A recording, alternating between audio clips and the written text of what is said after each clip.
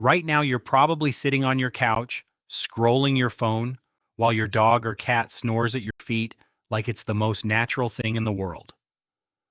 But what if I told you that 16,000 years ago, during the freezing heart of the Ice Age, ancient humans were doing the exact same thing?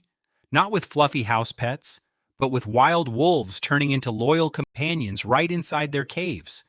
The answer changes everything. You're trekking across Europe 30,000 years ago. Mammoths roar in the distance. Saber-toothed cats prowl the shadows. You're not some farmer with a barn full of animals. You're a hunter-gatherer fighting to survive every single day.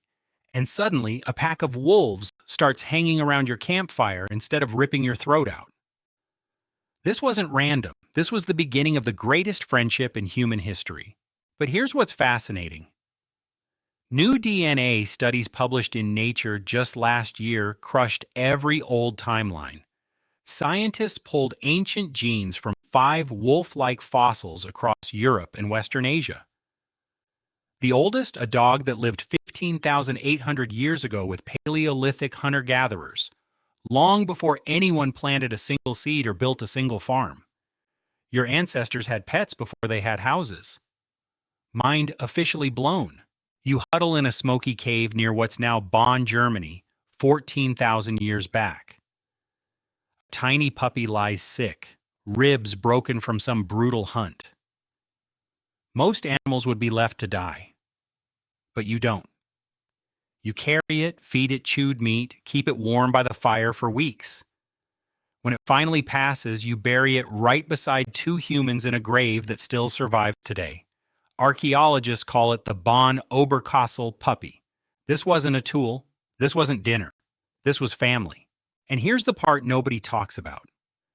At the Predmosty site in the Czech Republic, 30,000-year-old bones show proto-dogs living on the edge of human camps. Their skulls shaped differently from wild wolves. Their teeth worn from gnawing on mammoth scraps we threw them. Footprints in Chauvet Cave, 26,000 years old, show a child's tiny feet walking side by side with canine paws. You and your 4-legged buddy, exploring the dark together like it's the most normal thing ever. Fast forward a few thousand years and the evidence gets even wilder. In Israel's Natufian graves 12,000 years ago, a human is buried with a hand gently resting on a puppy or maybe a fox. Scientists still argue which, but the message is crystal clear. These people felt the same ache in their chest. You feel when your dog looks at you with those big eyes. Hunter-gatherers weren't cold killers. They were raising wild babies like their own kids, nursing them, playing with them, turning predators into protectors. Quick list of the crazy facts that hit you all at once. Dogs helped track mammoths across the tundra. Warned of nighttime predators, kept kids warm in freezing winters, and probably stole scraps right off your plate just like today. One study even suggests this wolf-dog alliance gave early Homo sapiens the edge that pushed Neanderthals out of Europe. No dogs in Neanderthal camps. No furry teammates. Just us and our new best friends conquering the Ice Age. But it wasn't all warm and fuzzy. These early pets still carried wolf blood. They were bigger, meaner, built for killing. You didn't buy kibble at a store. You shared whatever you dragged home, or you both went hungry. Some of them died young from broken bones and infected wounds. Yet the burials show something deeper than survival. Flowers? No.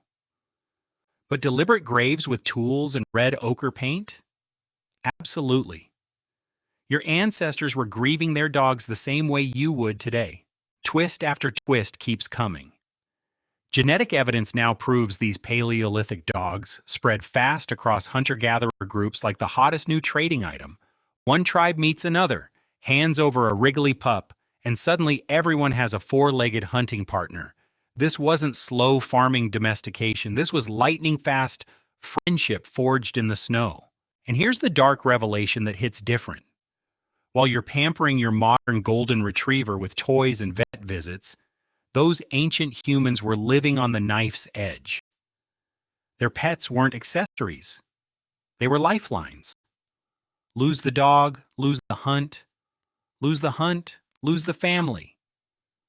That bond wasn't cute. It was everything. You fast forward to today and realize something wild. Cats only showed up as pets around 10,000 years ago once farming started, and mice invaded the grain stores. Birds, rabbits, even foxes popped up later. Dogs were first. Always first. The original prehistoric pet, the one that chose us before we chose them. So the next time your dog drops a slobbery toy in your lap at 2 a.m., remember this. 30,000 years ago, your ancestor was probably doing the exact same thing in a flickering firelight, mammoth bones stacked outside, ice wind howling, while that same loyal gaze stared back. You gained convenience, vaccines, and unlimited treats. But maybe you lost the raw life or death intensity of that first friendship forged in the cold. What we gained? A companion that still wags its tail when you walk through the door after 10,000 generations. What we lost?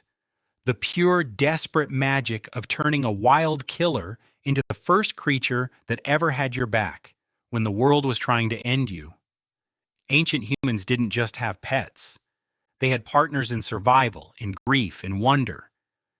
And every time you scratch behind those ears, you're touching a bond older than farming, older than cities, older than almost everything we call human.